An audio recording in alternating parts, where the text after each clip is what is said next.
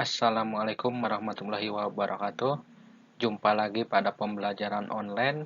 Sekarang kita memasuki pembelajaran ketiga, tema 6, cita-citaku, subtema 3, giat berusaha meraih cita-cita.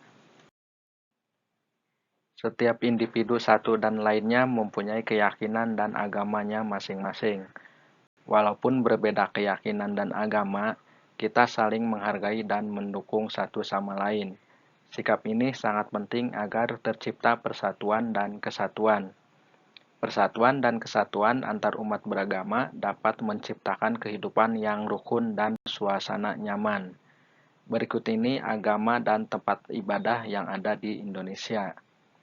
Yang pertama, agama Islam, tempat ibadahnya masjid. Yang kedua, Kristen Protestan, tempat ibadahnya gereja. Yang ketiga, Kristen Katolik, tempat ibadahnya gereja. Yang keempat, Hindu, tempat ibadahnya pura. Yang kelima, Buddha, tempat ibadahnya wihara. Dan yang keenam, Konghucu, tempat ibadahnya kelenteng. Berikut ini perilaku yang dapat kamu lakukan agar persatuan dan kesatuan antar umat beragama tetap terjaga. Yang pertama, menghormati teman yang sedang menjalankan ibadah sesuai agamanya. 2. Bermain tanpa melihat perbedaan agama. Dan yang ketiga, tidak memaksakan agama kepada orang lain. Ayo berlatih menjawab 3 pertanyaan berikut sebagai tugas yang pertama pada pembelajaran ini. Beberapa persebaran sumber daya alam di Indonesia. Sumber daya alam di Indonesia tersebar di seluruh wilayah Indonesia. Setiap pulau memiliki jenis sumber daya alam yang berbeda. Hal tersebut disebabkan adanya perbedaan kondisi alam.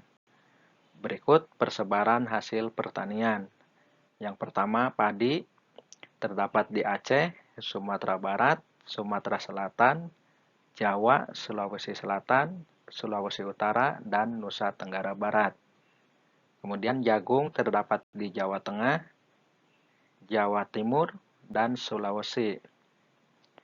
Berikutnya ubi kayu terdapat di Sumatera Selatan, Lampung, Madura, Jawa Tengah, dan Yogyakarta.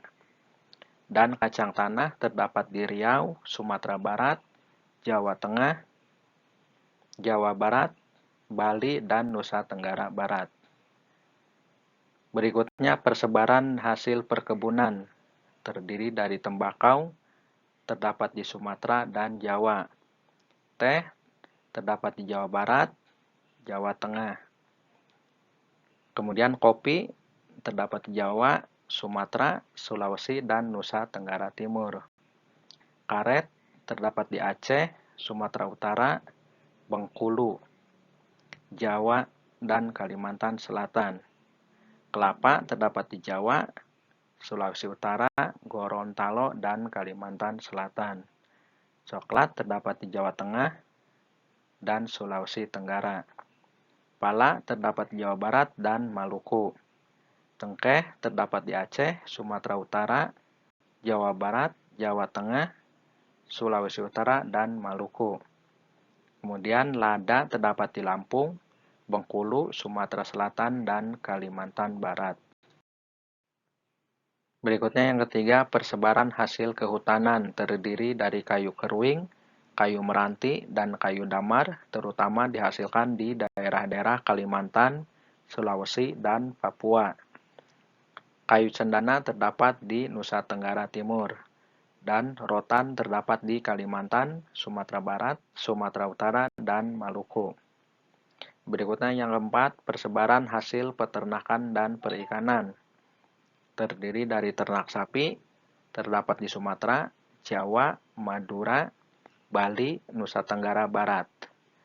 Berikutnya ternak kuda terdapat di Nusa Tenggara Timur dan Sumatera Barat. Kemudian budidaya udang dan ikan bandeng terdapat di pantai utara Jawa, Sumatera, dan Sulawesi. Dan yang terakhir, tiram dan mutiara terdapat di Bali, Maluku, dan Papua.